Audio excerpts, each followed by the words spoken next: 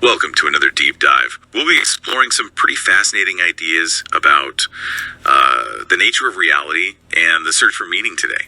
Sounds intriguing. Yeah, we'll be looking at a hymn by this Indian poet and saint, Chithambaram Ramalinga Swamy. Oh, I'm not familiar with that one. Well, get ready. Because his work really gets you thinking, are all our experiences just temporary? Is there, a deeper truth to everything? Can we even find lasting fulfillment? What do you think? I mean, those are some big questions for sure. Ones that humanity has grappled with for centuries, right? Absolutely. And this poem, it just jumps right in, doesn't it? Everything we see is temporary. Everything we hear is flawed. Wow. Powerful stuff. What are your initial thoughts on those lines? Well, I think it's a really striking statement. And, it kind of echoes this core concept you find in a lot of philosophical and spiritual traditions. Oh, interesting. Like what? Well, the idea of impermanence. The material world, everything we experience with our senses, it's constantly in flux, changing, decaying, disappearing eventually. That's a great point. But the poem, it doesn't stop there, right? It goes on to say, all that we have learned is false. Whoa. Is it saying everything we know is wrong? What do you think this means for us and for our listeners? Yeah, it's a really provocative statement for sure. It kind of challenges us to think about the limits of knowledge, especially the kind of knowledge we get from just our senses and our opinions. Oh, I see what you mean. Yeah, because our senses, they can deceive us sometimes, and our opinions, well, they're colored by our experiences and our biases. Right. Makes you wonder if we can ever truly know anything, for sure. That's a whole other deep dive. But I think what the poem is getting at is that this type of knowledge, while it's useful for everyday life, it may not lead us to the ultimate truth. That makes sense. Now, there's this line I find particularly interesting. All that we have consumed is bitter. What about you? Yeah. It's definitely a powerful image. Have you ever, felt that bitterness of, seeking fulfillment in maybe the wrong places? Yeah. What do you think it means? I think it's a very relevant idea for our modern world, isn't it? We live in a culture that's obsessed with consumption, with having more, experiencing more. But the poem seems to be saying that ultimately all that chasing after pleasure, all that material stuff, it just leaves us empty. Yeah, it never really satisfies that deeper hunger, right? Exactly. It hints at a deeper yearning for something more substantial. It's like we're on this treadmill, constantly wanting more, consuming more, but it never truly fulfills us, But the poem doesn't just, leave us in this despair, right? There's a way forward, some hope. Definitely. It introduces this idea of a true path, a path to find harmonious resolution. It's not just about recognizing the limitations of, the material world, but actively seeking something more, something else. Right. Seeking a different way of being, a different way of seeing the world. Okay, so what might that true path look like? What does it mean to find that true essence it talks about? Well, I think the poem, it intentionally leaves that open for interpretation, Mm-hmm. We each bring our own beliefs and experiences to the table. That's a good point. So for some, it might be about exploring spiritual practices, connecting with maybe a higher power, or even just really deep self-reflection. I see. And the true essence that might be that core part of ourselves beyond the physical world and all its changes. Like finding our true selves through introspection or meditation, that kind of thing. Exactly. Wow, and then there's this line about a sacred temple of the heart, such beautiful imagery.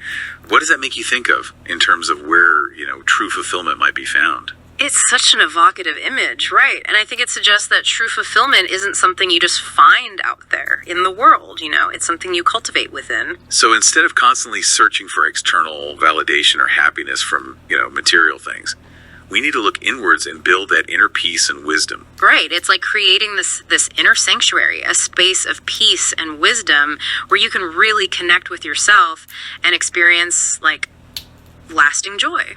And that seems to connect back to the whole idea of the true path, doesn't it? It's all about that inner journey. But the poem goes even further, talking about reaching eternal life and bliss.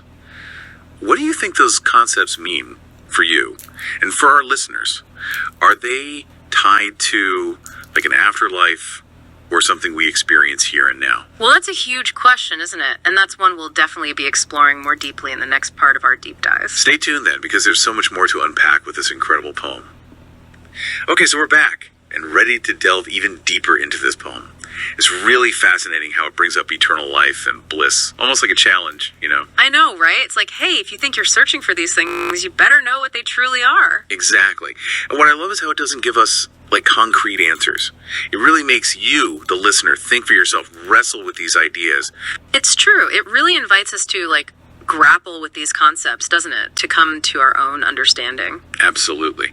So let's talk about eternal life for a minute. I mean, when you hear that, what comes to mind? Yeah, it's interesting, isn't it? A lot of people probably jump to, religious ideas, like heaven or an afterlife. Right. But the poem, it doesn't specifically mention any religion, does it? No, it doesn't.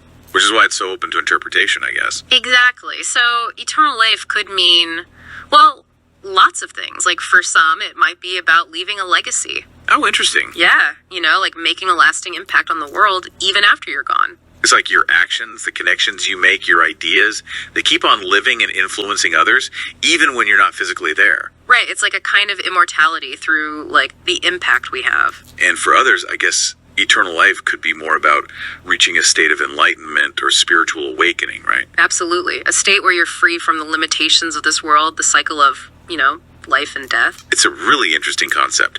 Kind of like those ideas of nirvana in Buddhism or moksha in Hinduism, right? Yeah, there are so many different paths and practices across different cultures, all aiming for that kind of liberation. And what about bliss? What does that even mean, really? Listener, I want you to think about that. Does it align with, like, your own understanding of happiness? Is it just feeling good all the time? Or is it something more?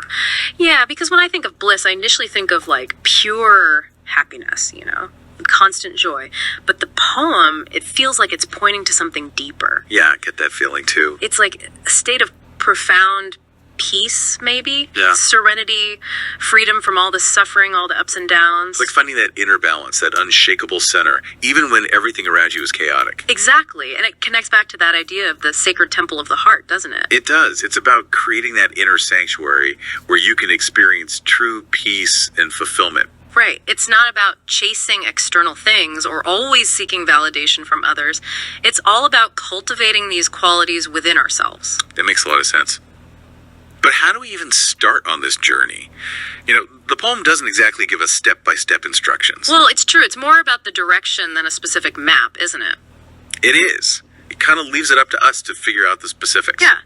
And I think that's the beauty of it. It's a journey of self-discovery. Okay, so we have to find our own true path, basically. Right. And that path will be different for everyone. It's about asking ourselves some big questions, like what truly brings meaning to my life? What helps me connect with something bigger than myself?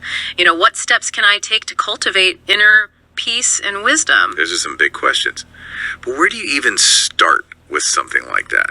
It can feel kind of overwhelming, to be honest. Yeah, I can definitely see that. And I think it's important to remember there's no right answer here. There's no single path that works for everyone.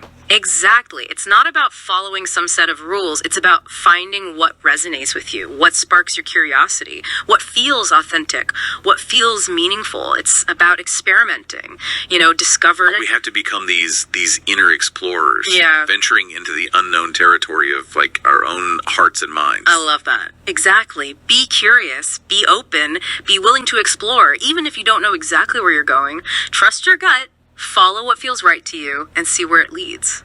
It sounds like a pretty amazing adventure, even if it's a little daunting. Yeah. But how do we go from these big ideas to actually doing something? What are some practical steps we can take to start building that temple of the heart? That's what we'll be exploring in the final part of our deep dive, so stay tuned.